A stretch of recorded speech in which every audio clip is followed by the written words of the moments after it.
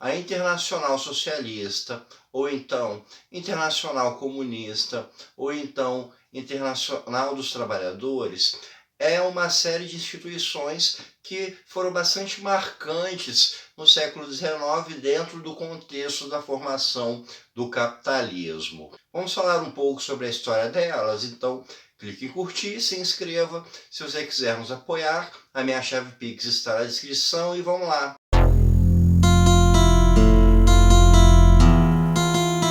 Uma das características do século XIX, da Revolução Industrial, da Revolução Francesa, foi que pela primeira vez na história, as pessoas pobres, as pessoas das classes mais baixas, a pobreza em si começou a ter mais destaque dentro da sociedade, dentro da política.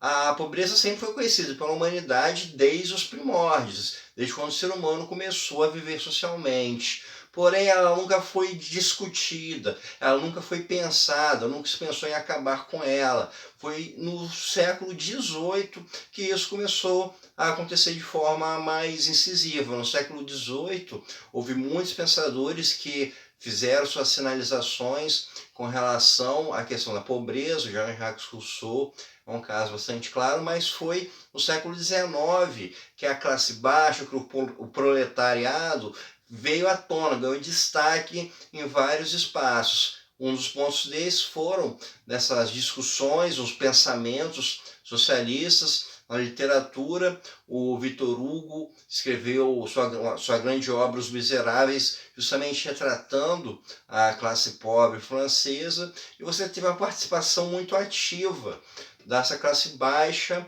na vida política. Na própria Revolução Francesa, você teve a classe baixa participando, derrubando a Bastilha. O Babeuf, que foi o primeiro socialista moderno, que logo durante a Revolução Francesa já começou a defender causas socialistas. Em 1848 ocorreu a Primavera dos Povos, quando em muitos países surgiram protestos dessas classes mais baixas, e começou a se fortalecer também, dentro desse modelo capitalista que surgia, as organizações dos trabalhadores, as associações, os sindicatos. E a Internacional Socialista foi justamente a ideia de você ter um órgão internacional que congregasse todos os sindicatos dos países, as pessoas que tinham esses ideais socialistas, para você ter uma organização de trabalho conjunto. A Internacional Socialista, ela é uma instituição, ela é uma associação, como se fosse, por exemplo, um partido político ou uma ONG. Ela é um grupo formado por diversos grupos para ser um direcionador, seria uma espécie de guarda-chuva de grupos sindicais, associações de muitos países. A primeira Internacional Socialista surgiu em 1846 e o seu primeiro congresso, o congresso que a criou, foi em Londres, na Inglaterra. O Karl Marx, inclusive, foi eleito para ser parte do conselho executivo da primeira Internacional. Foram 32 pessoas fazendo parte desse conselho executivo. A primeira Internacional, ela teve participações de diversos grupos da Europa, de sindicatos, associações, e ela tinha uma proposta que era de ser mais diretiva nas ações, de direcionar o que deveria ser feito, de promover uma ação comum em prol das classes mais baixas. E dentro da Internacional Socialista, no começo dela, você teve vários pensamentos socialistas disputando entre si. Marx, apesar de ser o mais famoso dos pensadores socialistas, não foi o único. Então, havia muitas ideias que estavam ali dentro da primeira Internacional. Você tem um pensamento do próprio Marx, você vai ter o anarquismo do Bakunin, você tem o pensamento do Proudhon, você vai ter o pensamento do Planck. Então você tinha várias linhas de pensamento diferentes. Por exemplo, Planck era mais reformista, era aquilo que poderia ser chamado, por exemplo, de social-democrata nos tempos atuais. A questão é que, com o tempo, o que ocorreu foi que a dualidade entre o pensamento de Marx e o pensamento de Bakunin fosse a predominância na Internacional. A Internacional se dividiu nesses dois polos, um grupo que estava mais ligado ao pensamento do Marx e outro grupo que estava ligado ao pensamento do Bakunin. O anarquismo do Bakunin ele foi forte em alguns países da Europa, como na Espanha e na Itália. Na Itália, o movimento sindical foi muito forte junto com o movimento anarquista, inclusive foi justamente da Itália que veio aquilo que é chamado de movimento anarco-sindical, o pensamento anarquista junto com a organização sindical. Então o pensamento do Bakunin foi muito forte na Itália. Na Espanha também, tanto é que o movimento anarquista ele foi muito forte no final do século XIX.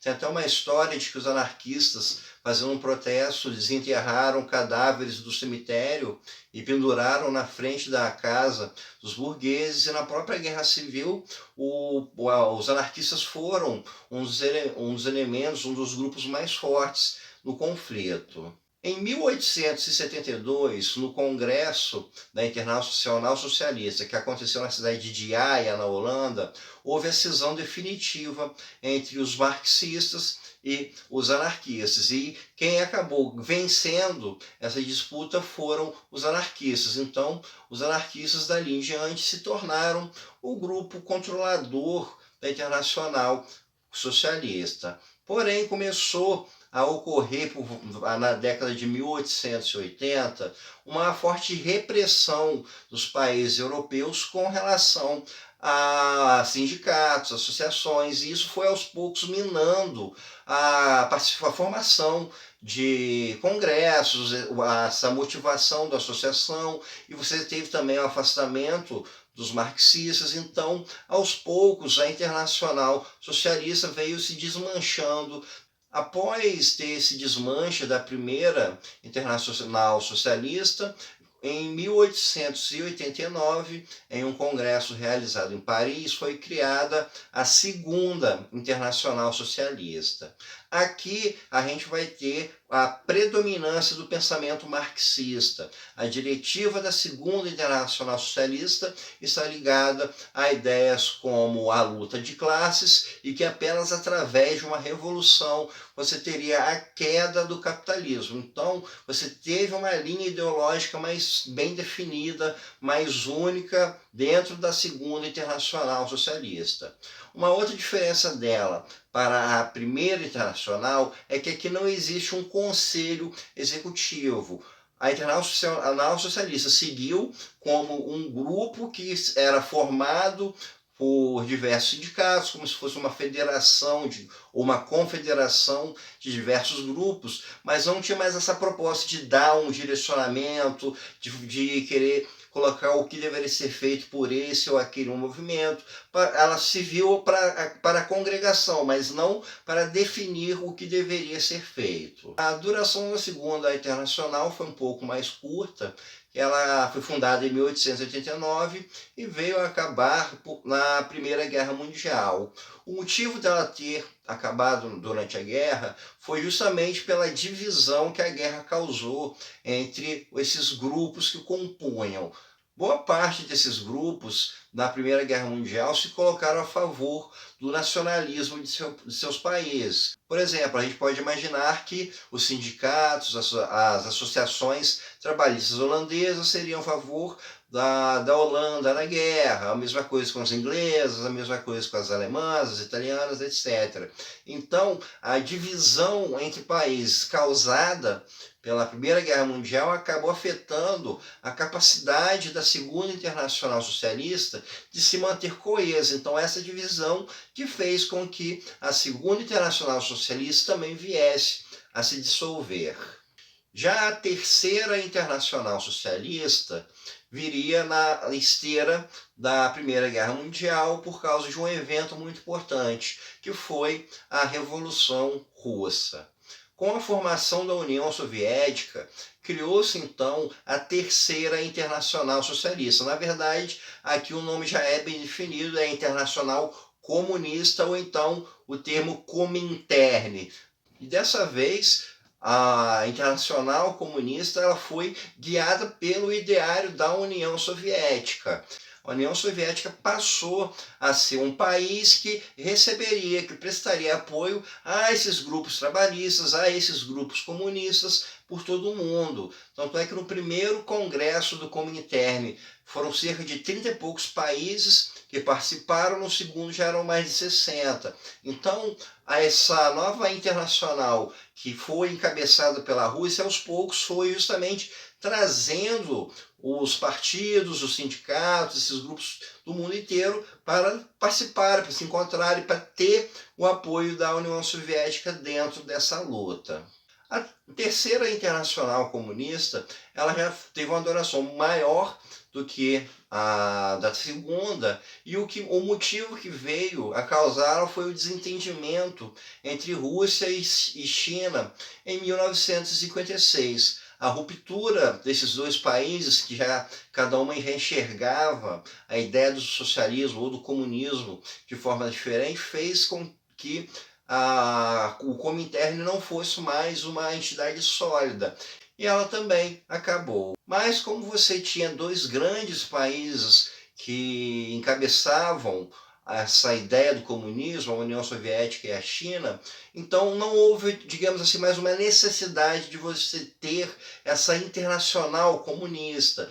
Basta porque você tinha países com uma certa força que podiam justamente ser as cabeças dos movimentos internacionais, que podiam organizar congressos, que poderiam cuidar da comunicação, da parte ideológica, etc. Então, o fim da Internacional Comunista se deu em 1956. Porém, existiu uma outra entidade que surgiu em paralelo a isso. Muitos pensadores políticos foram contra esse modelo do que se dava para essa luta do proletariado guiado pela União Soviética. Eram grupos que não concordavam com aquilo que estava acontecendo dentro da União Soviética, que aquilo seria uma deturpação dos princípios socialistas. Então, esse grupo montou uma outra instituição, que foi a Internacional Socialista, que foi fundada no ano de 1951